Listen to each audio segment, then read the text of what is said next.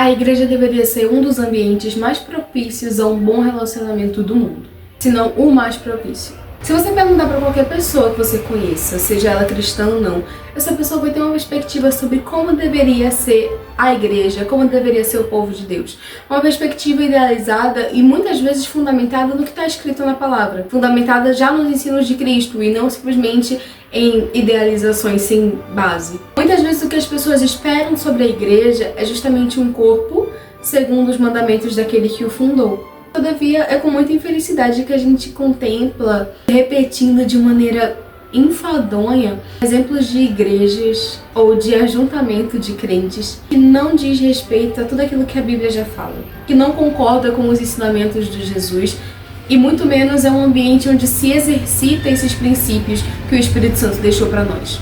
A dúvida que para não é por que a gente tem tanta dificuldade em obedecer aquilo que Cristo passou para cada um de nós.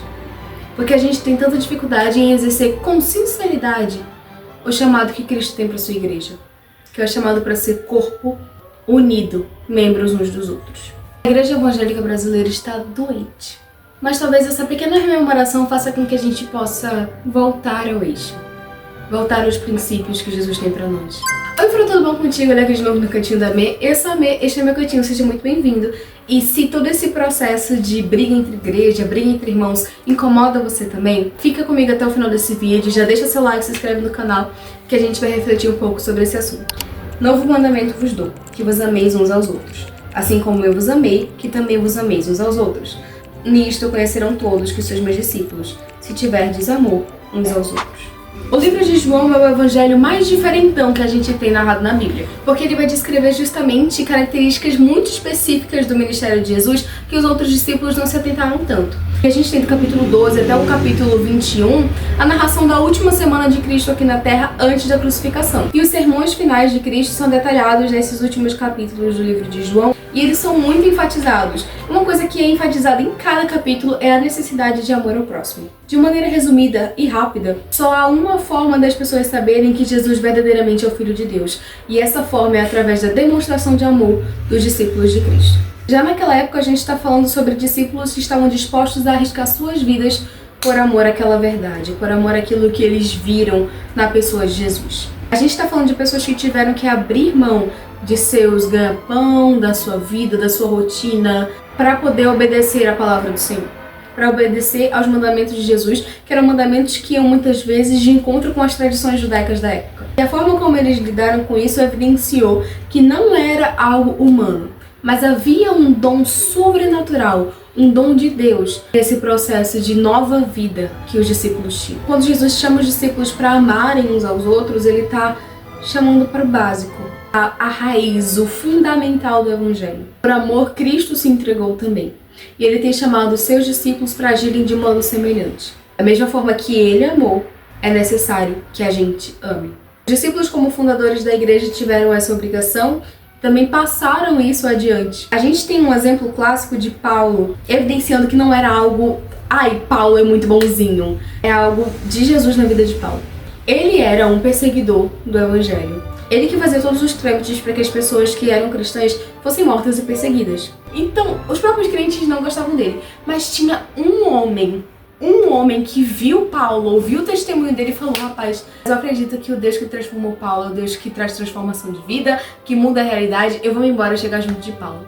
E aí Barnabé foi esse homem que se achegou a Paulo no momento em que todas as pessoas não acreditavam que Paulo realmente tinha se convertido. Barnabé se achegou junto a ele e foi um discipulador para Paulo.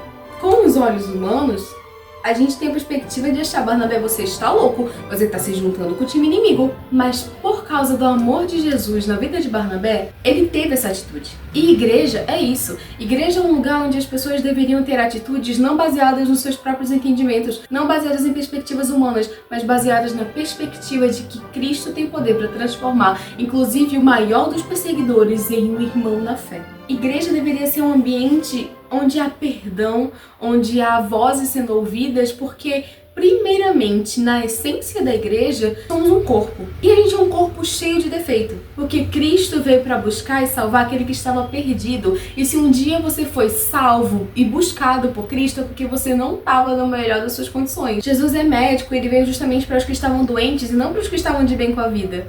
Então, quando ele resgata essa multidão, ele resgata um monte de gente caída, ele resgata um monte de gente pecadora, ele resgata um monte de gente que tem problema com orgulho, ele resgata um monte de gente que tem problema com soberba, ele resgata um monte de gente que tem problema para liberar perdão e coloca essa muvuca toda junta, cada uma com sua cultura, cada um com sua tribo, cada um com sua língua, e fala: vocês agora são um povo. Efésios 2, a gente tem a descrição belíssima de Paulo sobre o corpo de Cristo. Enquanto outrora havia uma divisão entre os judeus e gentios, agora o muro de inimizade foi derrubado. Na igreja não deveria ter divisões, não deveria ter contenda, não deveria ter tanta raiva um do outro, porque primeiramente nós somos filhos do mesmo Deus, resgatados pelo mesmo amor. Estávamos todos debaixo da mesma condição, pecadores, mas Deus, por sua graça, trouxe seu Filho a nós para transformar nossa realidade. Essa consciência de que eu não sou melhor do que o meu próximo deveria iluminar o meu caminho. Assim como Paulo falou para os filipenses: não pense sobre você mais do que você deveria estar pensando.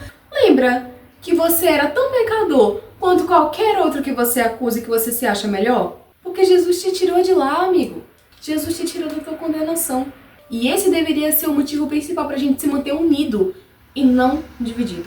Deveria ser um motivo para que nós olhássemos para o mesmo alvo que é Cristo, que nos parecemos mais com Ele, que é buscarmos a imagem e semelhança dEle. Buscarmos nos parecer exatamente com aquilo que Ele tem proposto para cada um de nós, que é ser essa criatura perfeita. Não que a gente vá alcançar isso em vida, mas pelo menos que a gente busque correr atrás daquilo que Ele tem guardado a cada um de nós. Que é essa porção de sermos cada vez mais semelhantes a Cristo. Como igreja, esse é o nosso ideal. É isso que, inclusive, o mundo espera de nós. A gente trava diversos embates e impasses porque temos lideranças, hierarquias, humanos lidando com poder e com a administração de coisas, enfim. Eu vou ler mais livros sobre isso assim que a promoção chegar, e aí eu venho com análise do livro para poder falar um pouco mais. Mas, em suma, o que a gente mais precisa é manter nossos olhos naquilo que é a verdade. E reconhecer muitas vezes em nós mesmos falhas que nos impedem de viver esse ideal que Cristo tem para cada um de nós. Esse ideal de experienciar o amor de uma maneira sobrenatural. As pessoas conhecerão que somos seguidores de Cristo quando amarmos uns aos outros. E amarmos dessa forma sobremaneira que até o mais ateu vai ter que olhar e dizer: gente, não tem condições desse amor ser natural.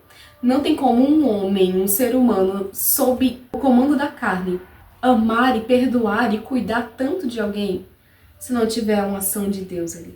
A igreja deve ser o lugar onde as pessoas olham buscando a luz e realmente encontram acolhimento, encontram paz, encontram um povo que verdadeiramente olha uns para os outros como irmãos e não como inimigos. No contexto do evangelicalismo brasileiro, possivelmente a gente está bem longe desse ideal. Mas não significa que a gente deveria parar de lutar. Seja individualmente, seja em grupo, a gente deveria pelo menos tomar essa consciência do que deveríamos ser. Visando atender ao mandamento do Mestre, deveríamos obedecê-lo. Como membros uns dos outros, como irmãos, que reconhecem o grande sacrifício de Jesus por nós, deveríamos zelar pela obediência a essa palavra. Pela obediência a tudo aquilo que Cristo já fez e tem nos mandado fazer. Para que verdadeiramente o mundo sinta, de maneira sobrenatural, o que é o verdadeiro amor, o verdadeiro perdão. Reconheça essas boas obras e glorifica o nosso Pai que está nos céus. Bom, gente, é isso. Espero que vocês tenham gostado desse vídeo. Não esqueça de deixar seu like, se inscrever no canal, compartilhar esse vídeo com as pessoas que você ama. Eu espero trazer muito em breve mais conteúdo sobre vida em comunhão. Então, fiquem ligados, ative as notificações aqui embaixo. É isso, muito obrigada por tudo e tchau!